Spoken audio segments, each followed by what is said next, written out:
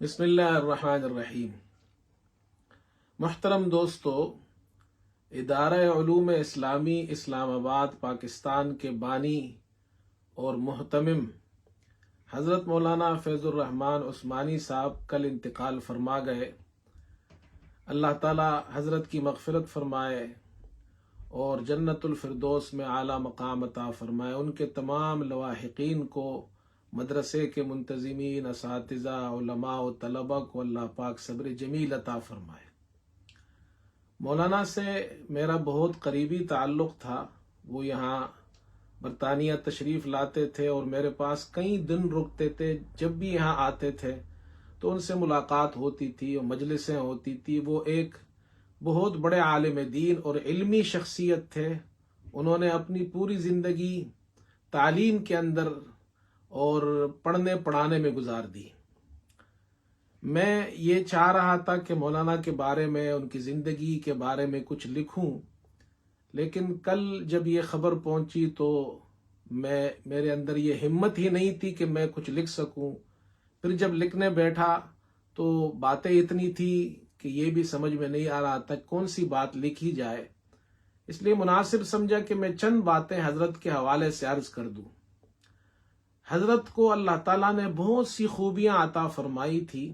بہت بڑے عالم دین تھے، پختہ عالم تھے، فنون پر ان کو مکمل دسترس حاصل تھی اور اردو، عربی، پشتو میں روانی سے گفتگو کرتے تھے۔ بعض دفعہ یہ بھی ہمیں مشکل ہو جاتی تھی کہ ان کی عربی زیادہ اچھی ہے یا ان کی اردو زیادہ اچھی ہے، یعنی وہ عربی ایسی بولتے تھے کہ اہل عرب بھی حیران رہ جاتے تھے۔ اور فن عروض کے اندر، جو ہمارے یہاں ایک فن ہے، شعر و شاعری کے اصول وغیرہ، رموز، اور وہ پڑھائے جاتے ہیں اس میں، تو وہ ایک مشکل فن ہے۔ حضرت کو اس پر مکمل دسترس تھی، انہوں نے اس پر کتاب لکھی اور وہ یہاں برطانیہ میں بھی، پاکستان میں تو بہت سے اداروں میں وہ کورس کراتے تھے 8-10 دن میں، اور یہاں برطانیہ کے بہت سے اداروں میں بھی انہوں نے طلبہ کو وہ کورس کروایا۔ میں حضرت کے حوالے سے صرف 2 بڑی باتیں عرض کرنا چاہتا ہوں جو آپ کے 2 بڑے کارنامے ہیں۔ پہلا کارنامہ آپ کا یہ ہے کہ آج سے تقریباً 35 سال قبل آپ نے بارکہو کے علاقے میں اسلام آباد سے باہر ایک ادارے کی بنیاد رکھی، ادارہ علوم اسلامی۔ اس میں دینی علوم کے ساتھ، درس نظامی کے ساتھ عصری علوم کو آپ نے شامل کیا، اور ایک یہ حسین امتزاج جس کا آغاز آپ نے فرمایا، اور آپ کا موٹو یہ تھا کہ رجال عصر یہاں سے تیار ہو، ایسے علماء تیار ہو جو پختہ عالم دین ہونے کے ساتھ عصری علوم کے اندر بھی ان کو مہارت حاصل ہو۔ میں زیادہ تفصیل میں نہیں جاتا۔ حضرت نے ان کے طلبہ جو پڑھتے تھے ادارے میں، وہ درس نظامی کے ساتھ انٹر بھی پڑھتے تھے، میٹرک بھی پڑھتے تھے، فیڈرل بورڈ اسلام آباد سے امتحان دیتے تھے۔ اسی طرح BA کے لیے پنجاب یونیورسٹی سے ان کے ادارے کا الحاق تھا، وہاں سے طلبہ امتحان دیتے تھے، اور اب تک تقریباً فیڈرل بورڈ اسلام آباد سے ان کے طلبہ نے 50 میڈلز حاصل کیے ہیں، اور پنجاب یونیورسٹی سے 6 گولڈ میڈلز حاصل کیے ہیں۔ اور ان کے طلبہ پاکستان کے اندر مساجد، مدارس کے علاوہ اسکول، کالجز، یونیورسٹیز اور فوج کے اندر اور سیاست کے اندر ان کے فضلاء الحمدللہ بہت بہترین کام کر رہے ہیں۔ تو یہ حضرت کا ایک بہت بڑا کارنامہ ہے، اور یہ مدارس کی تاریخ کے اندر تعلیم کے حوالے سے حضرت کا یہ کارنامہ ہمیشہ یاد رکھا جائے گا، اور آپ کا نام سر فہرست رہے گا۔ دوسرا بڑا کارنامہ آپ کا یہ تھا، آپ نے کئی سالوں پہلے یہ بات ہمیں بتا دی تھی، جب بھی یہاں آتے تھے تو ان سے بات ہوتی تھی۔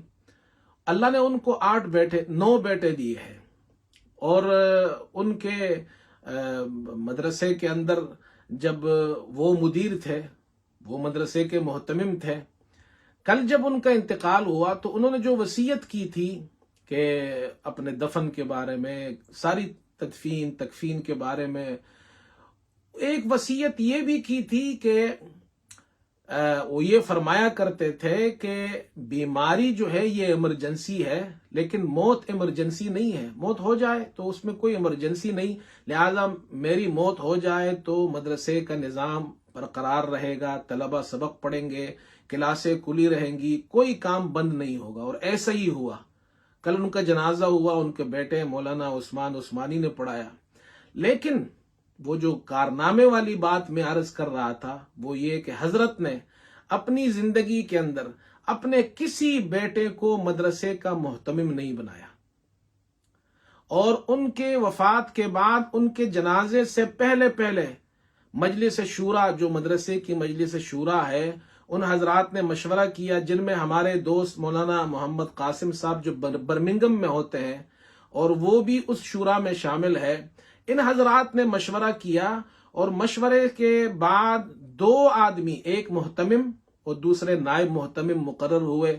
मौलाना अब्दुल्ला इकबाल साहब मुहतमिम और मौलाना सबकत मंसूर साहब नायब मुहतमिम ये मुकर्रर हुए।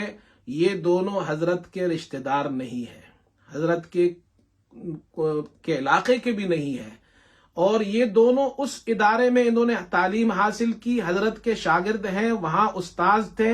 उन असातिज़ा को मदरसे का मुहतमिम और नायब मुहतमिम बनाया गया। ये बहुत बड़ी बात है, कहने में बहुत आसान है, लेकिन ऐसे काम करने के लिए मौलाना फैजुर रहमान उस्मानी जैसा शख्स होना चाहिए। हमारे लिए सीखने और समझने के लिए बहुत कुछ है हजरत की जिंदगी में। अल्लाह हजरत को करवट करवट जन्नत नसीब फरमाए। वस्सलामु अलैकुम व रहमतुल्लाहि व बरकातुहू।